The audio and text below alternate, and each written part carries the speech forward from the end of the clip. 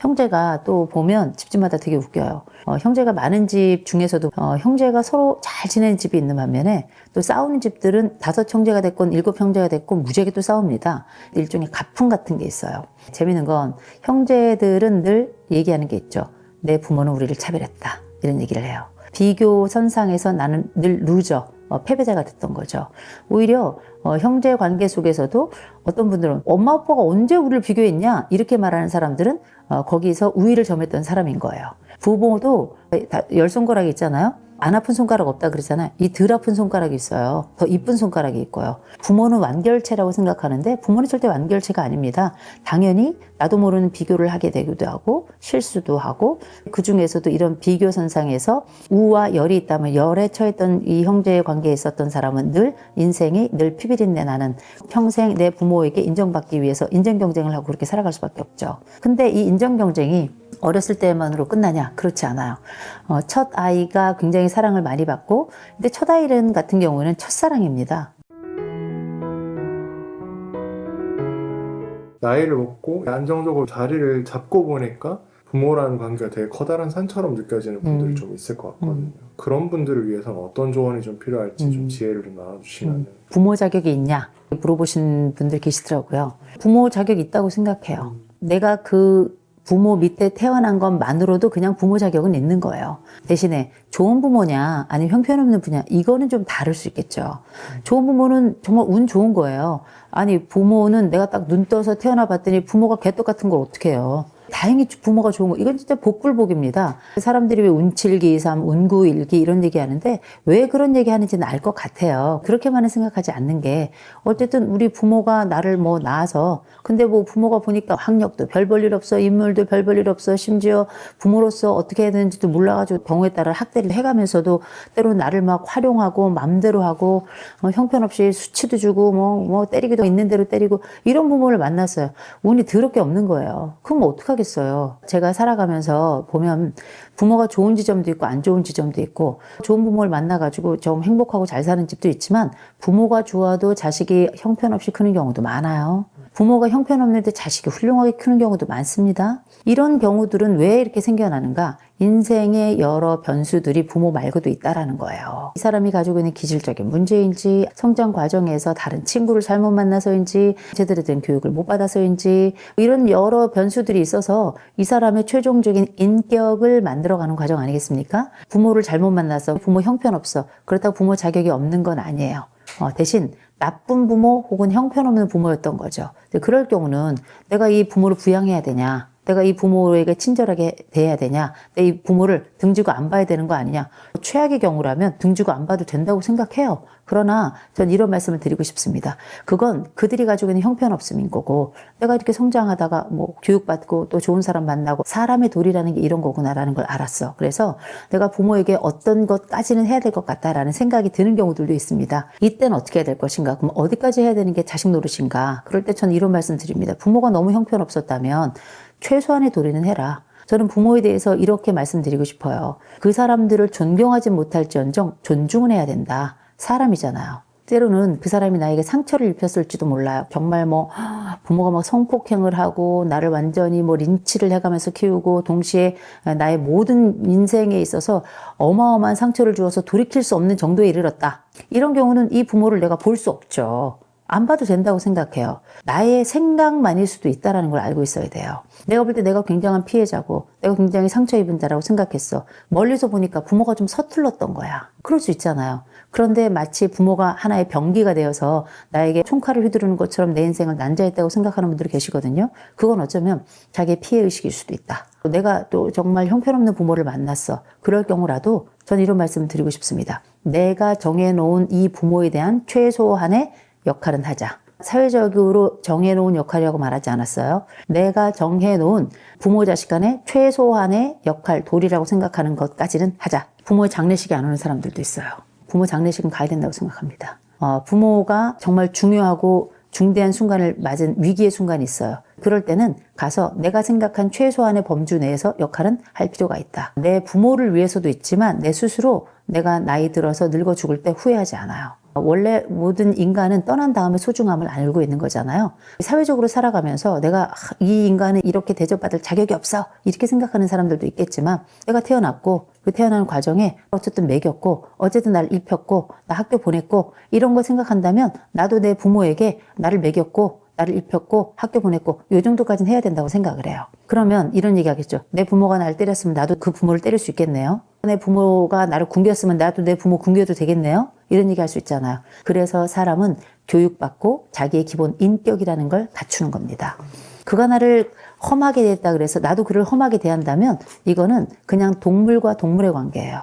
근데 우리는 때로는 내가 태어났는데 동물을 만난 경우도 있어요. 그러나 내가 사람이라는 걸 잊어서는 안 돼요. 이렇게 유튜브를 보고 우리가 이렇게 책을 읽는다는 건 뭐냐면 내가 동물 아니고 사람임을 계속 내 스스로에게 증명하면서 살아가는 과정이에요. 때로는 내 부모가 동물 같다면 이 동물을 어떻게 대해야 될지 다뤄야 될지 이걸 좀 알아야 되겠죠. 인격 있는 사람은 동물 대 동물로 살아가지 않아요. 내가 사람이라는 걸 잊지 않고 사람답게 그들을 대하고 사람으로서의 경계를 설정하죠. 우리가 이런 얘기를 들으면 어쩜 저렇게 저 사람은 부모를 심지어 동물이라고 표현하나. 근데 사람 같지 않은 사람도 있습니다. 정말 동물에 준하는 사람들도 있어요. 이런 사람들 밑에서 성장하고 살아왔다는 거 진짜 안타까운 일이에요. 때로는 사람 밑에서 동물이 나오는 경우도 있습니다. 부모가 아무리 잘한다 하더라도 이 자식이 마음대로 되지 않아요. 정말 이 못된 강아지 엉덩이에 뿔 나는 이런 자녀들이 있습니다. 이 부모가 굉장히 최선을 다하고 가난했지만 그래도 자식을 위해서 뭐라도 하려고 했고 그 중간중간에 실수가 좀 있었겠죠. 그런데 이 모든 순간이 자기를 위한 공격이고 자기에 대해서 함부로 대한 것이고 이렇게 판단을 한다면 이건 얘가 삐뚤어진 거예요. 이거 삐뚤어진 애를 어떻게 하겠습니까? 그리고 난 다음에 나중에 이 모든 책임은 다 제 부모가 져야 된다면서 부모한테 뭐 칼 휘두르고 흉기 휘두르고 가서 쌍욕을 하고 부모를 때리고 이런 자식들이 있거든요. 세상 못난이에요. 그러면 저는 이런 자식들은 부모가 손절해야 된다고 생각해요. 이런 표현을 되게 불편하게 생각하실지 모르겠지만 사회에 이런저런 사건들이 일어나잖아요. 그렇죠? 범죄가 일어나는 경우도 있죠.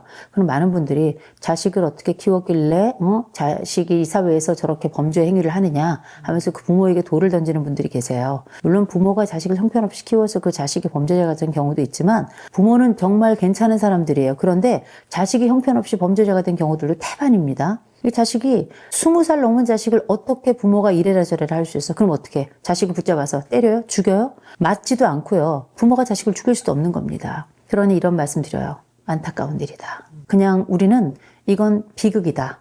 이렇게밖에 얘기할 수 없을 것 같아요. 그래서 그 집에 가가지고 예를 들어서 A라는 사람이 B라는 사람을 죽였어요. 그 B라는 사람의 부모는 이 슬픔과 이 분노를 어떻게 감당하겠습니까? 그러니까 어떻게 하냐면 A라는 집에 부모를 찾아가가지고 그 집에 막 불 지르고 욕설하고 그 앞에 가가지고 막 소리 지르고 돌 던지고 막 이런 경우들 저 많이 봤거든요. 근데 생각해 보세요. 그 마음 알겠어요. 속상하면 어떻게 하겠습니까? 이 A라는 사람의 부모도 이 자식을 낳았다는 이유로 도의적인 책임을 지고 싶을 거예요.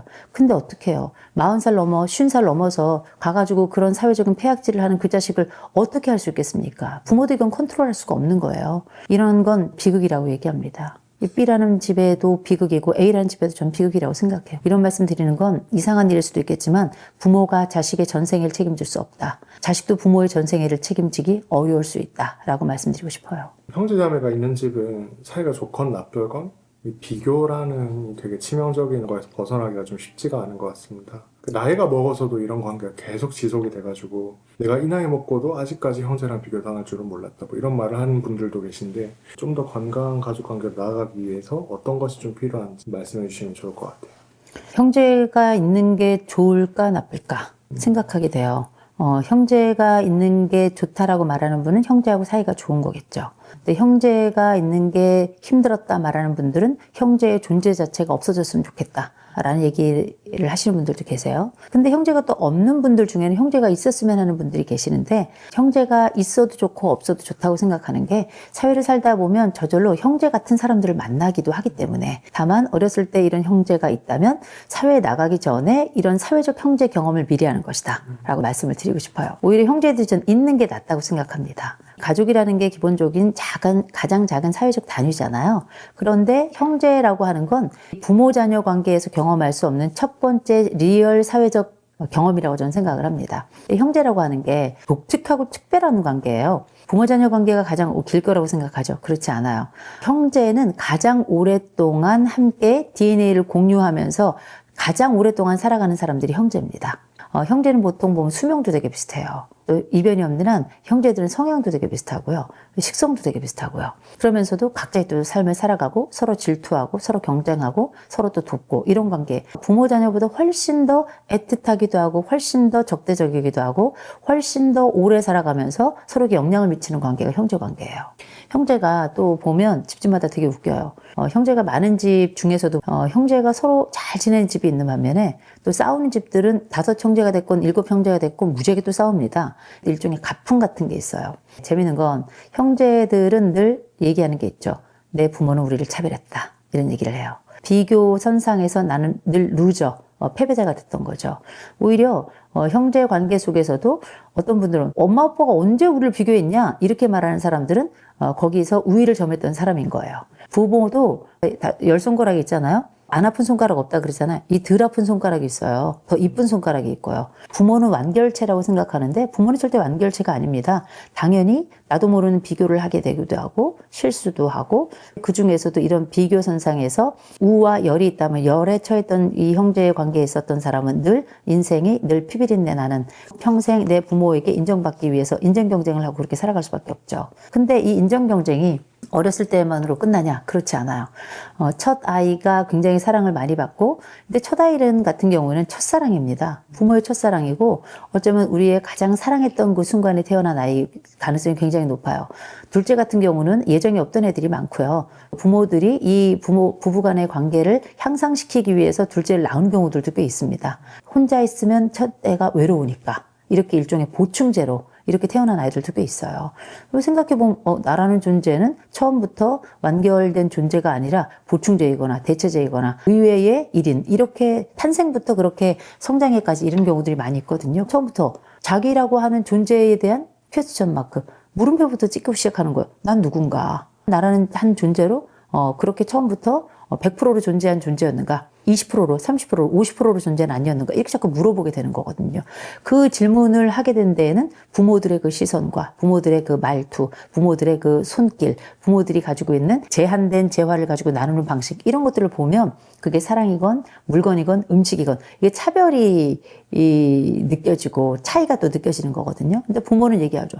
야, 우린 똑같이 했는데 네가 그렇게 느끼는 거다. 근데 가만 보잖아요. 이 차별이 있다. 차이가 있어요. 그래서 어쩔 수 없이 내가 첫째로 태어났건 둘째로 태어났건 셋째건 넷째건 나만의 형제 관계 속에서 우리가 형제가 있다는 건 다른 사람들과 나 사이에 비교점을 반드시 찾을 수밖에 없다. 그런데 그게 차이가 많이 나거나 혹은 순서에서 차이가 나면 나는 이걸 차별이라고 생각을 했던 거죠. 어쨌든 그런 과정 속에서 성장했던 사람들이 나이가 딱 들잖아요. 마지가 마지 역할을 제대로 안 하는 순간을 딱 기다렸다가 둘째가 마지 역할을 딱 하면서 인정 욕구를 충족시키는 경우도 있고요. 그 경우에 따라 다른 형제들보다 더 열심히 또 공부하고 어쩌다 운 좋아가지고 사업이 잘 돼가지고 짜잔 하고 사회적으로 성공을 하잖아요. 그러면 나머지 형제들이 지금부터는 내가 실질적 마지인 것처럼 그렇게 다른 형제들 앞에서 이제 어깨를 쫙 펼치고 의시되는 경우들도 꽤 있고요. 잘 나가던 어떤 형제가 딱 망하잖아요. 나도 모르게 고소한 우리가 이거를 쌤통의 심리학 같은 책에 보시면 다른 친구가 안 되잖아요. 은근 고소해. 겉으로 말 안 하지만 형제가 좀 안 되잖아요. 안타까운데 은근 고소해. 왜냐면 내가 제일 잘 나가야 되거든요. 형제도 경쟁하니까. 어쨌든 이 형제라고 하는 건 평생 서로를 돌보면서 안부를 물어보기도 하고 동시에 평생 경쟁하면서 적대적이기도 한 거. 이게 바로 형제거든요. 그러니까 나이가 들어서도 내 부모는 늙어 죽을 때까지 나를 오히려 덜 챙겨주고 형을 더 챙기는 것 같은 이런 안타까움. 나이 들어가면서도 나는 평생 내 부모에게 인정받지 못해서 인정 경쟁을 하느라고 나머지 형제들보다 더 에너지를 쓰고 더 많은 노력을 하고 내 배우자는 뭐라 그러냐면 왜 당신은 우리 집을 챙기지 않고 부모님만 챙겨? 이런 얘기를 또 하면서 일중 이중으로 욕을 먹게 되는 이런 양상들이거든요. 그럼에도 불구하고 죽을 때까지 이 인정 욕구가 충족되지 않는 경우가 굉장히 많아요. 내 인생을 살지 못하는 거죠. 인정받기 위해 살아간다는 얘기 뭐냐면 인정해주는 자의 욕구에 맞추어서 내 인생을 거기에다가 투여하는 거라는 뜻이에요. 이런 말씀을 드리고 싶어요. 어쩌면 난 평생 비교당했어. 평생 차별받고 자랐어. 난 차이라는 존재 속에서 그렇게 살아갔어 하는 사람들이 있다면 제일 먼저 살펴야 될 게 있습니다. 다행히 나는 컸어요. 내가 컸다는 걸 알아야 돼요. 이 형제 관계 속에서만 살아가는 게 아니라 내가 커서 또 다른 독립적 사회인으로 지금 살아가고 있다는 걸 기억하는 게 굉장히 중요해요. 그런데 이상하게 우리가 복귀 효과라는 게 있어요. 복귀 효과라는 건 뭐냐면 마치 나와 살고 있던 남편이 시가에만 딱 가면 갑자기 아들이 돼서 하루 종일 누워서 애처럼 굴면서 잠만 자. 이건 뭐냐면 그 현장에서는 아들의 역할로 돌아간 거예요. 그랬다가 딱 명절 끝나고 나면 또 다시 멀쩡한 내 남편은 돌아와요. 거기서는 왜 그랬어? 하고 막 이렇게 싸우는데 이 사람은 늘 해왔던 그 역할을 본능적으로 찾아 들어가서 했던 것 뿐이에요. 그랬다가 밖에 나오면 다시금 내 역할로 돌아온 거고요. 형제도 마찬가지예요. 그 집 안으로 들어가면 다시 또 난 둘째가 되고 셋째가 되고 장남이 되고 이렇게 되는 거거든요. 그랬다가 나오면 난 또 다시 사회인으로서 그렇게 또 살아가고요.